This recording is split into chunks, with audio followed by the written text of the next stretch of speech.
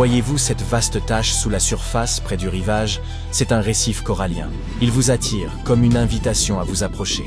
Mais prudence, s'y aventurer pourrait bien être votre dernière baignade. Gardez vos distances. Mais pourquoi? Qu'est-ce qui rend les récifs coralliens si dangereux? Tâchons de le comprendre. Commencez par imaginer ce qu'est un récif corallien. Une falaise immergée, de simples rochers, un décor côtier, un lieu peuplé de coquillages. Vous n'êtes pas loin, mais ce n'est pas tout à fait ça. En réalité, un récif corallien est un être vivant. Dans les eaux tropicales peu profondes, ce que vous observez correspond à des colonies d'organismes appelés polypes coralliens. Parents lointains des méduses et des anémones, ils possèdent des capacités remarquables. Ils absorbent le calcium présent dans l'eau et le transforment en calcaire dur. Ainsi se forment, tel un assemblage de blocs, des récifs solides fixés au fond marin. Il existe toutefois des coraux mous, d'aspect végétal. Ils dérivent avec les courants, ondulent dans diverses directions et semblent pulser sous l'eau. Dépourvus de structures calcaires rigides, ils développent néanmoins des axes ramifiés qui leur permettent de se maintenir. Qu'ils soient durs ou mous, les récifs coralliens sont splendides, mais également périlleux. De nombreux navires ont sombré en heurtant des hauts fonds, leurs coques éventrées par les arêtes coupantes du corail. Mais quel risque court un nageur solitaire qui ne percute pas le récif?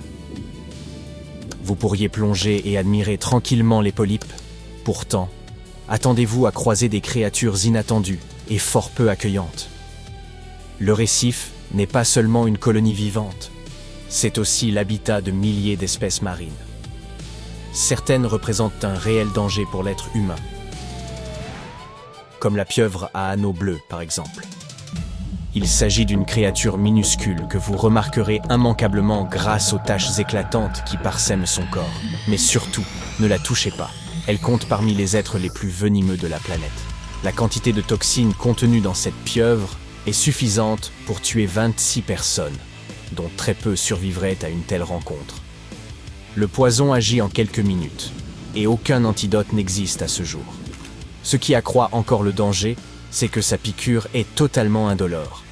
Vous ne réaliserez sans doute même pas avoir été piqué avant l'apparition des premiers symptômes, paralysie générale, détresse respiratoire et arrêt cardiaque. Mais même si vous ne remarquez pas la pieuvre et nagez sans encombre, vous apercevrez probablement la méduse boîte, dont les tentacules peuvent atteindre plusieurs mètres de long. Son apparence évoque une créature venue de l'espace, et il vaut mieux garder ses distances. La méduse boîte est considérée comme l'animal le plus venimeux au monde. Ses tentacules renferment des cellules spécialisées, libérant une toxine appelée nématocyste. Au cours du dernier siècle écoulé, environ 70 personnes ont trouvé la mort après l'avoir rencontré. Le chiffre réel est sans doute bien supérieur, de nombreux cas restant inconnus. Contrairement à la piqûre indolore de la pieuvre à anneaux bleus, le contact avec une méduse boîte est extrêmement douloureux.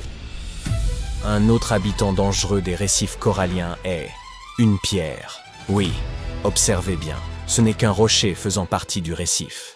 Mais attendez un instant, il semble bouger. Ne le touchez surtout pas, il est d'une toxicité extrême. Vous l'aurez sans doute compris, ce n'est pas une simple pierre, c'est un poisson-pierre. Et cet individu à l'allure morose figure parmi les poissons les plus venimeux au monde. Apercevez-vous les petites épines le long de son dos? Il les dresse lorsqu'il se sent menacé. Si la toxine qui les recouvre pénètre dans votre organisme, vous disposez de moins d'1 heure pour recevoir l'antidote.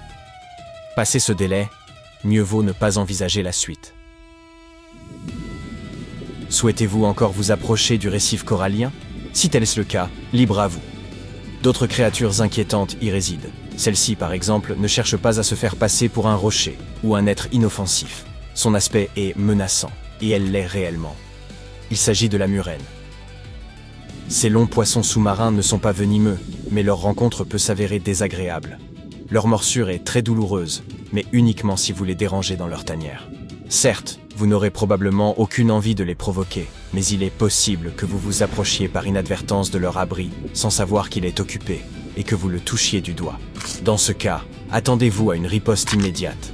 À noter que les murènes sont toxiques, car elles se nourrissent d'algues et de poissons venimeux. Cependant, elles ne peuvent employer cette toxicité contre vous, sauf si vous tentez de les consommer. En vous rapprochant du récif corallien, vous pourriez croiser un poignard volant. Il s'agit de l'aiguillette, un poisson longiligne et rapide, doté d'un museau pointu et de dents fines comme des aiguilles. Il nage à grande vitesse près de la surface, à proximité des récifs, puis jaillit hors de l'eau et peut atteindre une vitesse de 60 km/h en plein vol. De nombreuses personnes ont rapporté avoir été grièvement blessées par cet animal, et celui-ci évoque un fil barbelé disposé en étoile. Des centaines d'épines acérées recouvrent le corps de l'étoile de mer couronne d'épines, et il vaut mieux éviter tout contact. Chacune de ces épines contient des toxines dangereuses provoquant douleur, nausées, gonflements, et pouvant aller jusqu'au choc anaphylactique. Pour elles, les récifs coralliens ne sont pas seulement un lieu de vie, mais aussi une source de nourriture. Cette étoile de mer déploie son estomac, recouvre la surface du récif et en absorbe les nutriments dans une scène digne d'un film d'horreur ou de science-fiction. Mais n'allez pas croire que les coraux sont uniquement effrayants et dangereux. En réalité, les récifs coralliens figurent parmi les éléments les plus utiles de l'océan, au point de sauver des vies humaines. Saviez-vous que les chaînes de récifs amortissent la puissance des tsunamis et protègent les côtes contre les inondations? Certains ensembles majeurs, comme la Grande Barrière de Corail, marquent la limite entre la haute mer et les eaux peu profondes.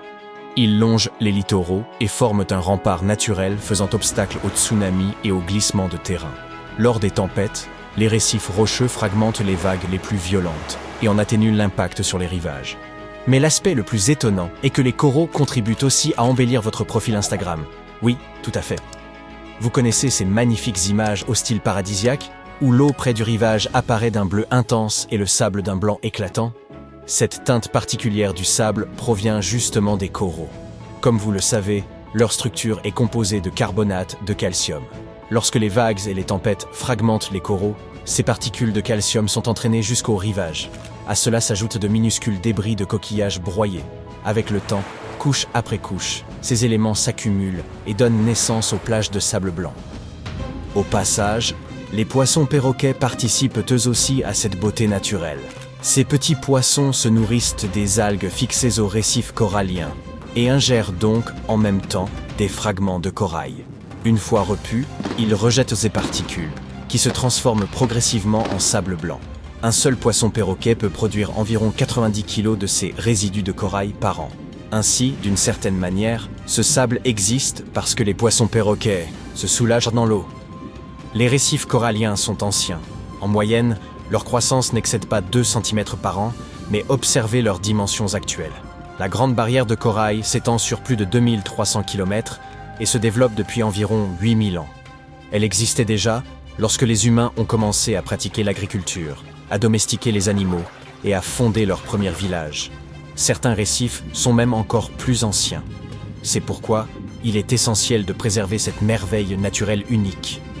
Pourtant, l'activité humaine contribue à sa destruction, notamment lorsque des navires s'échouent sur les récifs. De tels incidents anéantissent l'habitat de milliers d'espèces et infligeant de lourds dommages aux écosystèmes océaniques. Cependant, des efforts sont déployés pour améliorer la situation. Les gardes-côtes protègent les zones où se développent les récifs afin d'empêcher tout navire d'en approcher. Ces formations majestueuses constituent un élément crucial de la nature, et c'est là une raison tout aussi essentielle pour laquelle nous devrions garder nos distances.